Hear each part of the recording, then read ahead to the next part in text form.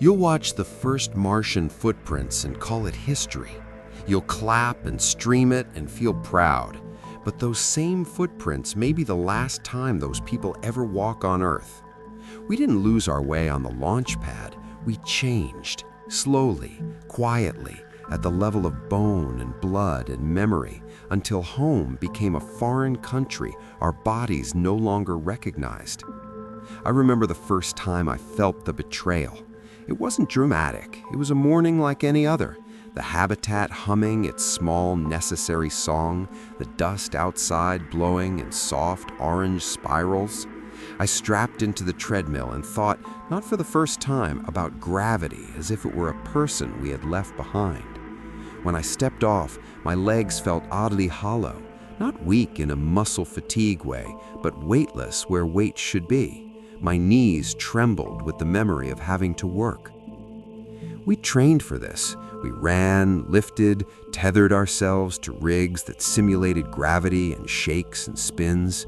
We learned to make jokes about coming back with space knees. Those jokes were small shields. Training assumed a problem with duration, months here, months there. It did not prepare us for the compound arithmetic of years in altered gravity. 9 months to get there, a long stay on a world with 3/8 of the pull we were shaped for, and then the return. Each stage rewrites the body's ledger. Bones are patient traders. You don't notice them failing until your world requires them to do something important. On the ship, in transit, you float and bones stop being loaded. The body, clever and economical, interprets that as disuse. Bone building slows, resorption continues. Every month you lose a fraction, a number that sounds small until you hold it up against 2 years.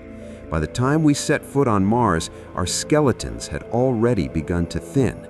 The hip, the femur, the spine, the load-bearing arches of home begin to feel like antique scaffolding. Muscles follow. They atrophy with a cruelty that training can only blunt, not banish. The fibers change. Activity that once came naturally becomes a calculation. You learn to budget effort. Climbing a set of stairs becomes a task you plan a day for, like parsing a serious errand. Tendons and cartilage, starved of regular stress, grow brittle. The doctor's screen told us the numbers in that sterile way machines do, percent losses that read like clinical poetry. For a 30-year-old to approach the bone density of someone in their 70s, that's not metaphor. That's a future where a fall is not an accident, but a life sentence. The heart is a different kind of liar. In microgravity, fluids shift upward, faces puff, legs thin.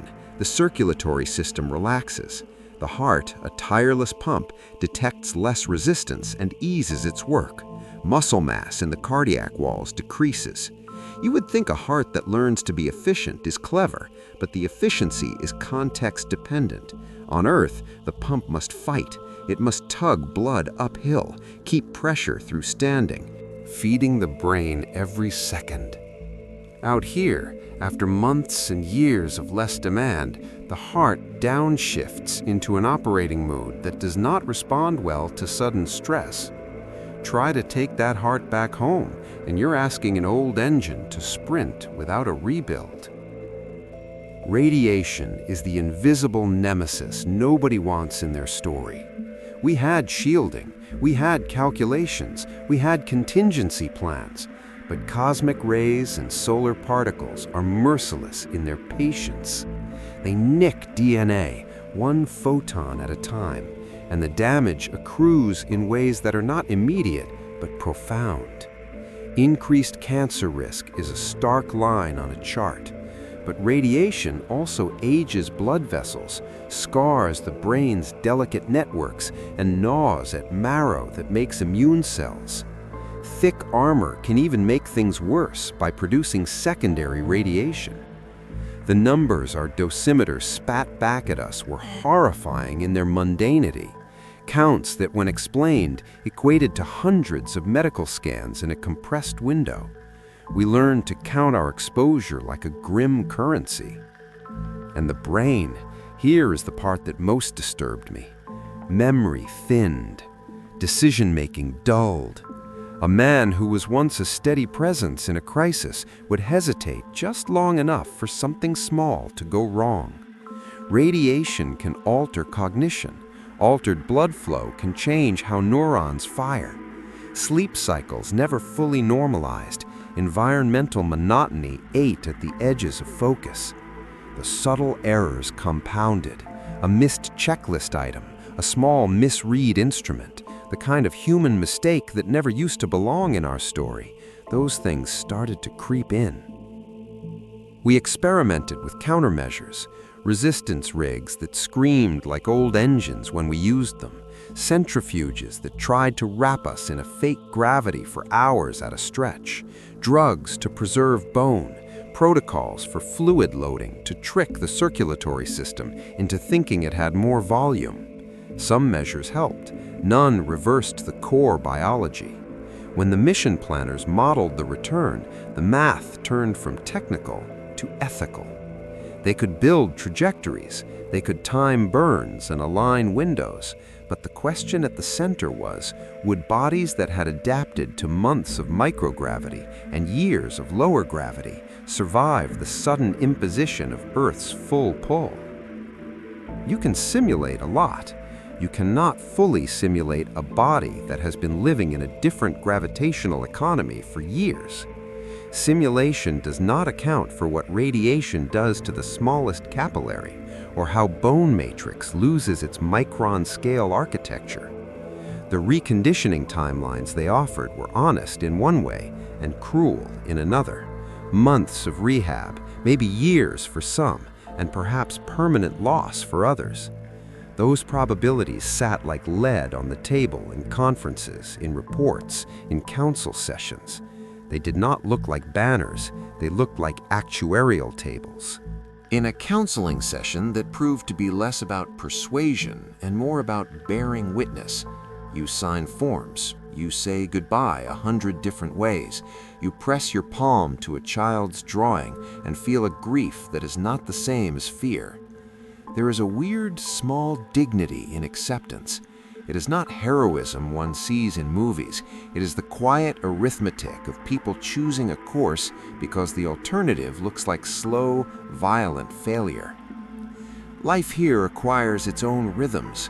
We cultivate green boxes where plants defy dust and taste like stolen victory.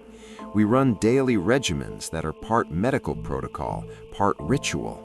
We make jokes that sting less because humor is medicine too. We log data obsessively, blood markers, bone density scans, cognitive tests, because our numbers are a ledger for future lives. Someone has to be the experiment so others do not become casualties of ignorance. There are moments of real beauty, a thin crescent of Phobos cutting across the sky like a fingernail, a sunrise that bleeds the horizon with colors we had not rehearsed for. The first tomato we coaxed from Martian dirt tasted like pure religion. We wore those small triumphs like medals, but the underlying truth was constant.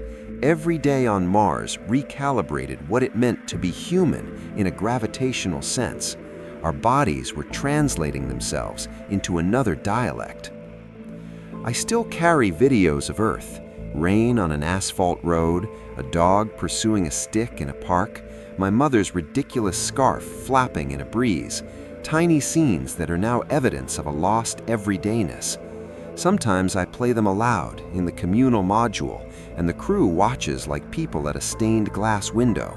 We cry, we laugh, we remember how ordinary the miracle of standing is. If a younger version of me could hear this, he might call me a coward for staying or a coward for going. But there is no simple name for what we are. We are scientists and stubborn survivors. We are the first to put a human body across a distance that changes the biology itself. The lesson, hard and cold, is that exploration has a cost that is not only measured in headlines or in pixels. It is measured in bones and beats and the slow drift of memory. Maybe, in time, engineers will invent reliable artificial gravity, or biology will offer therapies that mend what radiation takes. Maybe a child born off-world will inherit a body pre-adapted to lesser pull, and the question of return will be a historical curiosity. I hope for those futures with the kind of hope that is less triumphant and more practical, the hope of people who have seen the ledger and want the numbers to change. Until then, when you watch the first footprints on Mars, remember the bodies that made them possible. Remember that some of those feet have already been written out of a future on Earth by physics and biology working exactly as they must.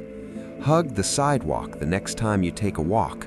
Feel the resistance under your soles. It is the quiet miracle we traded for a line in a textbook and a page in a history book that will always carry the asterisk we wrote with our own marrow.